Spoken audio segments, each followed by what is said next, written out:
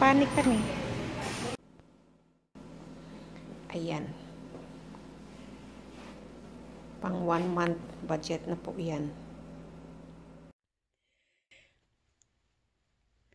Wala na kami makain for 6 months, ay for 6 days hindi kami lumabas. So ngayon, mag-prepare lang kami ng aming kakainin, maybe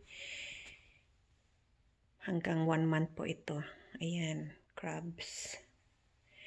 Ito, hahati-hatiin ko sila para panggisa ko sa aking gulay. Ribeye. We have lobster. Ang lobster kasi, itong crab at saka lobster ay frozen. So, pwede po ito namin isa-isahin lang. Kainin namin pa isa-isa.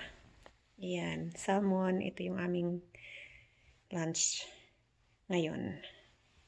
Siyempre, asparagus. Ayan.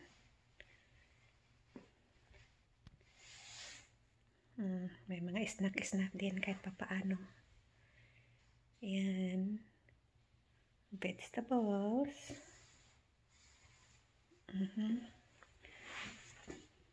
Paaabutin po talaga namin ito ng 1 buwan.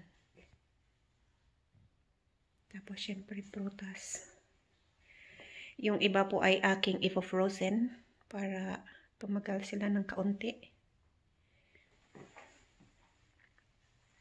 Nakakita ako ng Yakult, so akin ng sinunggaban. Ayan.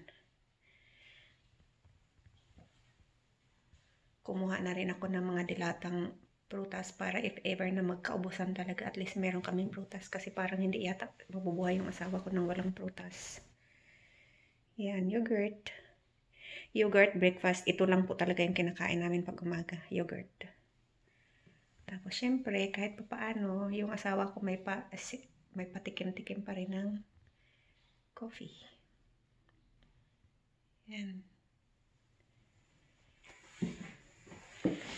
Yan. Oh, may mga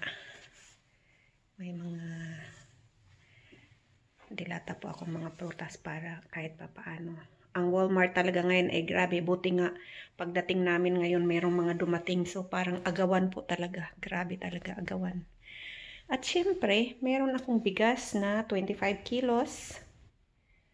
Plus may nakatago pa ako dito na 5 kilos. Okay, so we went to the other Walmart. It's like 30 minutes from here. So we found an egg and a chocolate drink. Then we went to Asian store.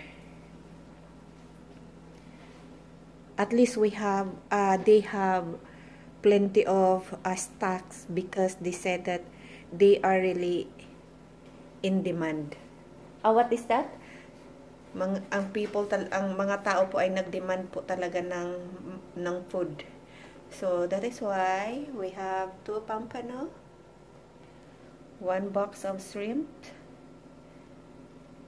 basil.